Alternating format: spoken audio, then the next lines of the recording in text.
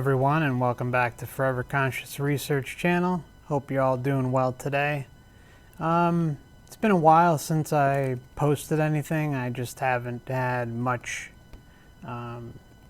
inspiration or creativity flowing through my veins. Been doing a lot of inner work mostly, and just kind of taking a break from all of the YouTube stuff for the most part, and chatting, things like that. Also haven't been feeling too well either, so just really it's been a nice break, and so I've been catching up on some reading.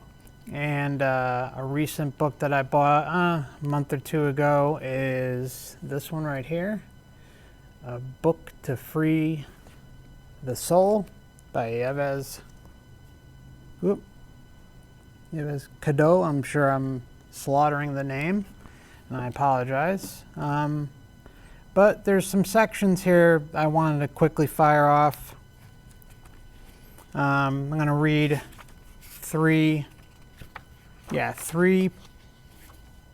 small quotes, and then I'm going to read a couple pages. Really interesting stuff. I highly recommend the book. It's for the deep thinkers. So if you're past the whole bullshit of, all the distractions that we are used to, then this is the book for you. Can't speak highly, I highly recommend it. Anyways, so we'll start with free will. Free will is a masked pretender, a charlatan. Oh, the fools who believe they are born free to choose, to shape their world, their life, and their reality. The true will abides beyond our capacity to do right or wrong, or to pay our God his dues. Of our fortune, the stars are the sole artisan. Next one, the eagle and the rooster. The demiurge's day is coming to an end. Woe to the bird of the clouds who reigns from the sky, with an all-seeing eye and the threat of his claw. Behold, a child rises to elude Yahweh's law, and the bird of dawn and his relentless ally. To spur the rooster, the eagle will bend.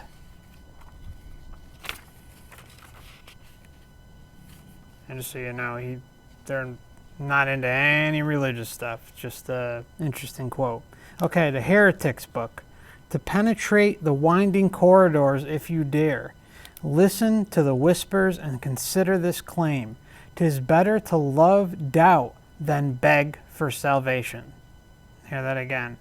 'Tis better to love doubt than beg for salvation. Or fear a demiurge's threat of damnation. Take one bold step and jump through your dogmatic frame. Free yourself from the twin bonds of hope and despair.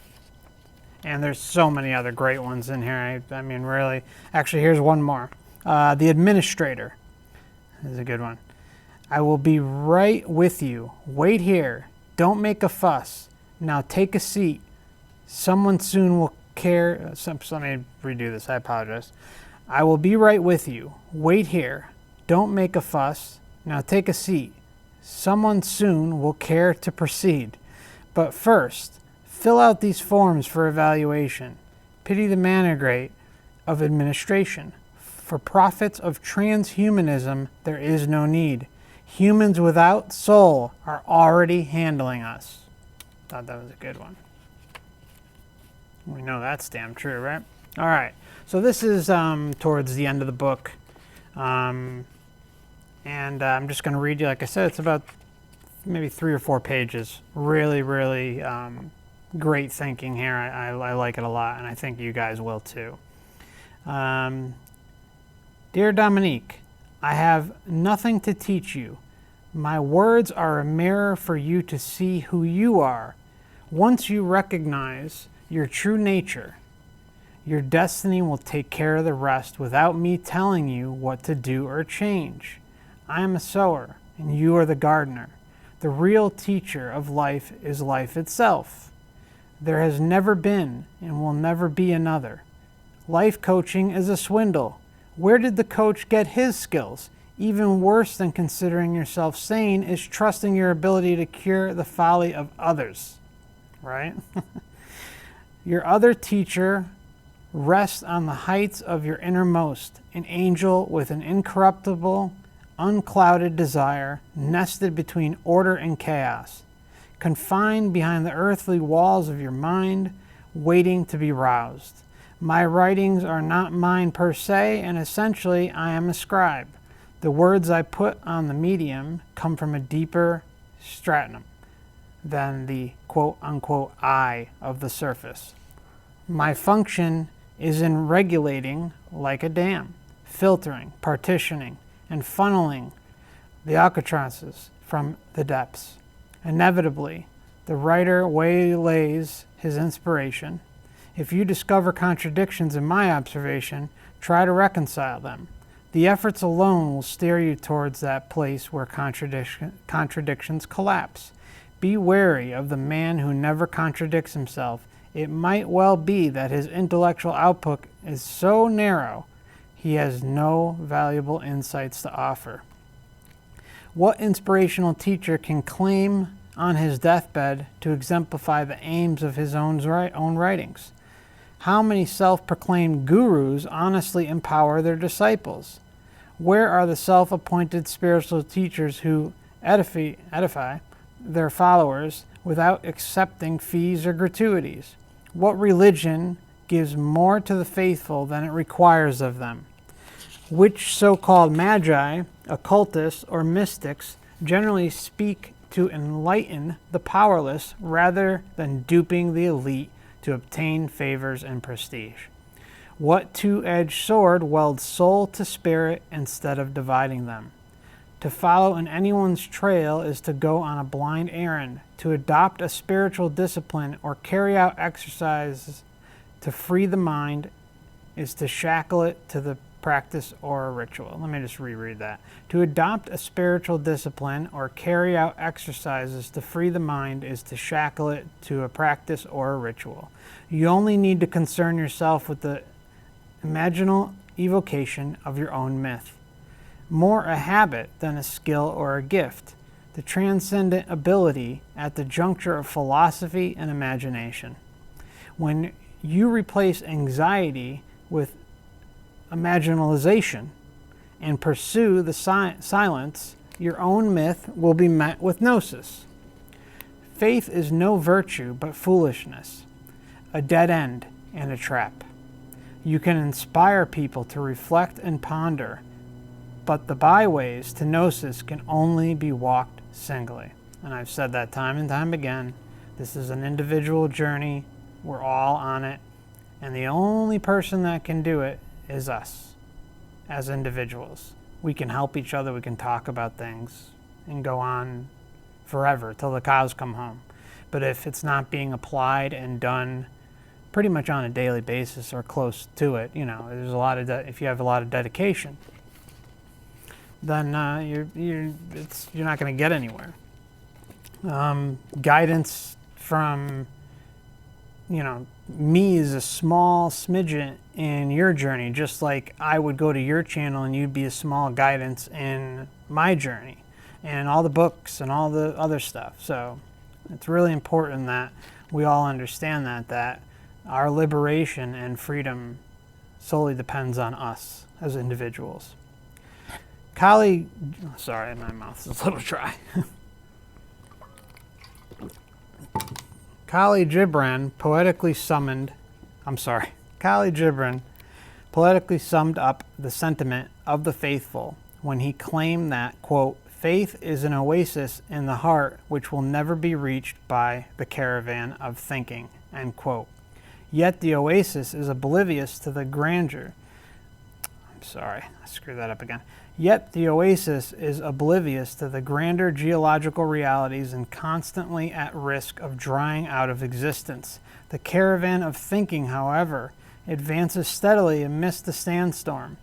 I was a man of faith once, but truth is rational, never emotional, and even holding a mere opinion is far better than clutching to a solid belief. A cornerstone of human nature is that we would sooner buttress our rationales than work to unearth their roots. When we believe to have freedom of choice and discernment, we are mistaken. Our minds are incessantly assailed by manipulative influences superior to the little factual and objective understanding that we can salvage, right? It's part of the makeup that we're dealing with embedded in ourselves and this reality.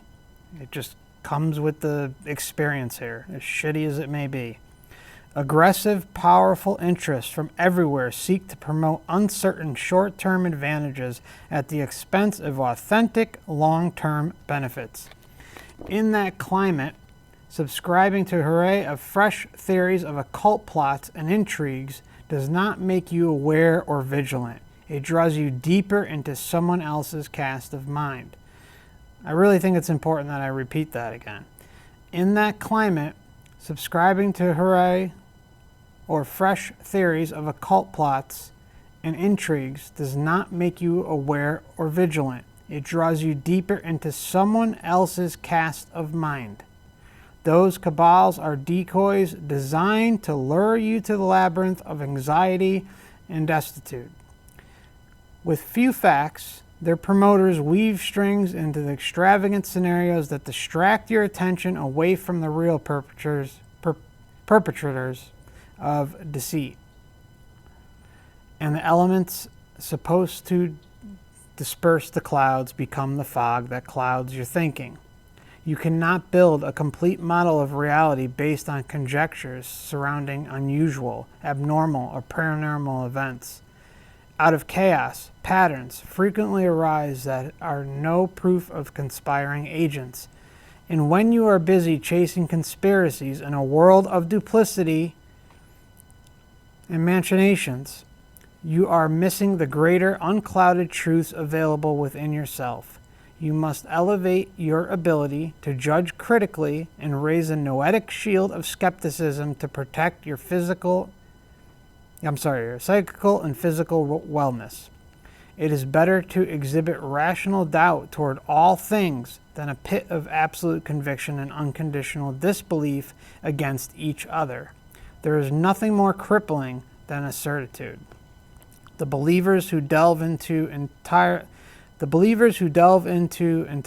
in a soil of speculation are full of anger and apprehensions over what they cannot control. Been there. Conspiracy theorists feed them increasingly outlandish myths to make sense of a world they no longer understand. Right? We've all been there. I think probably anyone listening that's a subscriber to this channel is probably can relate to that. You know, I mean, we're trying to make sense of the world in a world that doesn't really. It's not supposed to make sense. It's supposed to be batshit insane and deceptive everywhere we look. So, especially when it comes to any of the big questions in life, right? But unlike the ancient myths, the newest ones are devoid of metaphysical meaning in their concern and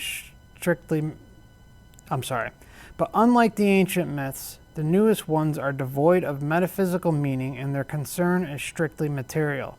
Instead of giving the assurances that our destiny is in the hands of the gods, they reinforce the frustration of the weakest minds who call the skeptics sheep, not realizing they themselves are part of a herd dominated by its own egregores. Every generation, it seems, comes up with cooked up batch of the same lurid, spectacular fantasies ready-made for novelization or screen adaptation, repackaged under updated claims. The dramatic assertions appeal to emotions and the unverifiability is explained away by invoking hidden complicities in the deep strata of society. Spiritual sleep is a state of confusion, and most individual and deeply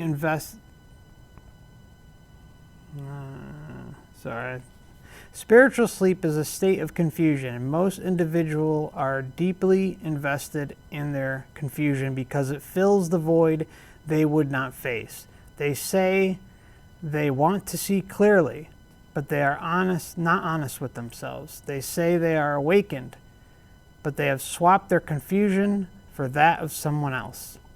Keep your sight beyond the horizons of worldly preoccupations, knowing that your discouraged angel remain unaffected by the forces exerted on our consciousness. There are two types of inquiry. First, queries that bolster findings of our own. Second, those that lead to accepting formulaic, regurgitated answers. The work, family, country paradigm is geared toward the latter. Spot on. Children behave responsibly in seeking the information they do not have from those who, they assume, are knowledgeable, and they respond well if taken seriously without patronizing. Unfortunately, the grown-ups' advice and solutions soon prove rather unsatisfying and unpretentious. Youth grows suspicious of the elucidations arising from the adult milieu. Adolescents are inclined to reject them. Having reached their late teen years, our charges and pupils are thrown ill-equipped on a shaky vessel for the arduous journey to discovery of the total self and its place in creation. For most, the odyssey turns into a wreck.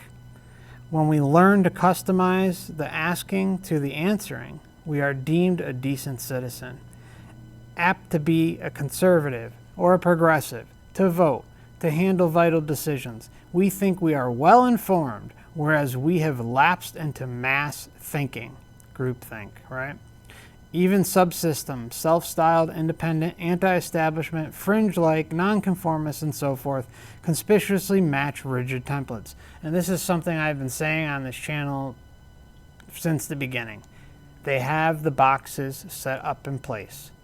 Everyone has a box that the system wants you to follow into.